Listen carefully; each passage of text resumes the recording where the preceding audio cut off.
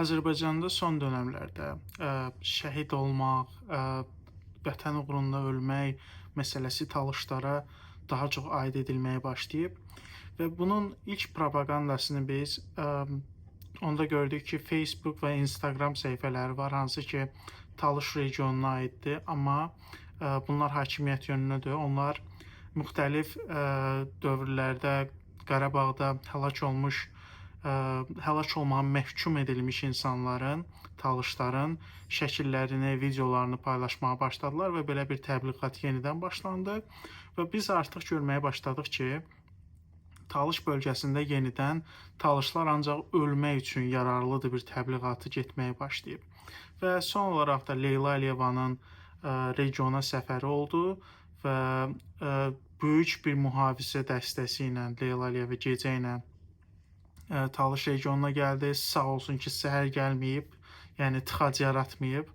Belə xırda təşəkkürlər də edik onlara, amma gəldi regiona və Pəncəlinin və qurban olan, bu hakimiyyətin qurbanı olan Pəncəlinin ziyarət etdi. Və bu ziyarət zamanından sonra da bu reklam olunmağa başladı. Pəncəliyə milli qəhrəman statusu verilib hal-hazırda, digər məsələlər. Mən bir şey vacib qeyd etmək istəyirəm. Yəni, bizim Azərbaycanda, orduda xidmət eləməyimizdə bir problem yoxdur talışların və başqa məsuliyyətləri də yerinə yetirməyimizdə bir problemimiz yoxdur.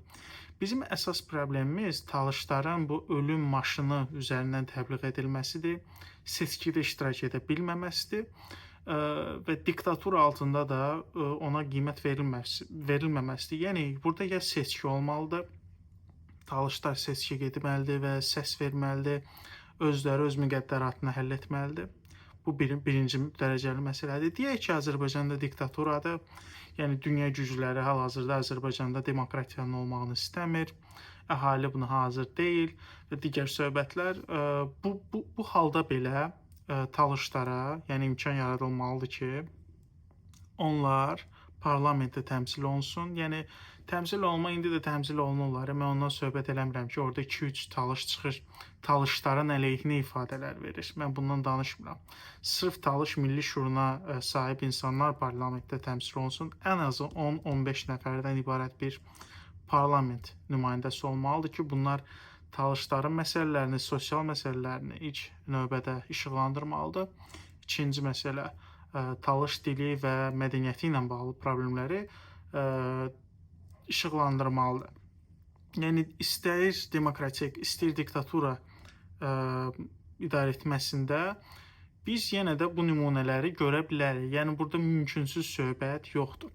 O ki, qaldı, yəni, bizdə ölüm maşınının təbliğ olması güya Azərbaycanda ölmək, hər hansısa İlham Əliyev uğrunda ölmək, şəhidlikdir, filandır, yüksək zirvədir.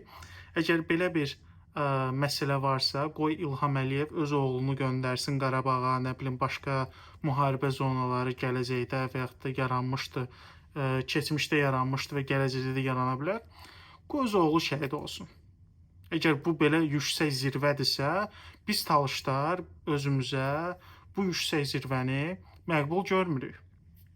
Qoy İlham Əliyev özü getsin, o öz oğlunu göndərsin və yaxud da öz yaxınlarını göndərsin. O vəzifədə olan nazirlərdir, deputatlardır. Bunlar öz uşaqlarını göndərsinlər şəhid olmağa. Biz görək ki, Azərbaycanda hansısa nazirin, hər hansısa bir prezidentin, hər hansısa bir prezidentə yaxın insanların övladları şəhid olubdur, ən azından yaralanıbdır. Biz onu da qəbul edərik ki, bu bizim üçün yüksək bir zirvədir.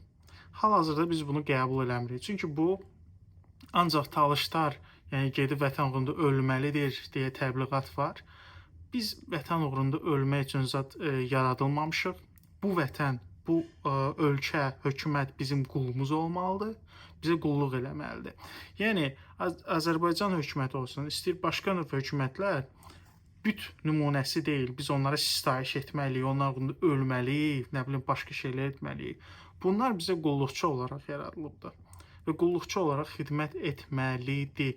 Bunun başqa bir yolu yoxdur. Yəni, talışları manipulyasiya etmək, müharibə zonalarına yönəltmək, bu sonlarda onların özünün problemlərlə üzləşməsi ilə nəticələnəcək. Talışlar avam deyil, axmaq deyil və onlar bilirlər nə proses baş verib. İstəyir əskərlikdə olanlar, istəyir əskərlikdən gələnlər, getməyənlər belə ölkə içində, xaricində olanlar başa düşürlər nə proses baş verir və Əliyevin bu cür metodlardan istifadə etməsi sonda onun özünə quyu qazması ilə nəticələnəcək. Mən bunu çox açıq deyirəm, çox aşkar deyirəm. Buna heç bir qorxumuz da falanda yoxdur. Talışlar bu cür şəkildə yönəldilməməlidir və təkrar eləyirəm, talışlar biz öz alimlərimizlə, öz mədəniyyətimizlə, öz digər milli siyasi təbliğatımızla öndə olmaq istəyirik. Əgər yenə deyirəm, şəhidlik, filanlıq bunlar yüksək təbəqə filan sayılırsa, İlham Əliyev və digər vəzifədə olan şəxslər öz övladlarını ilk sıralarda göndərə bilər. Biz də onlarla fəxr edə bilərik.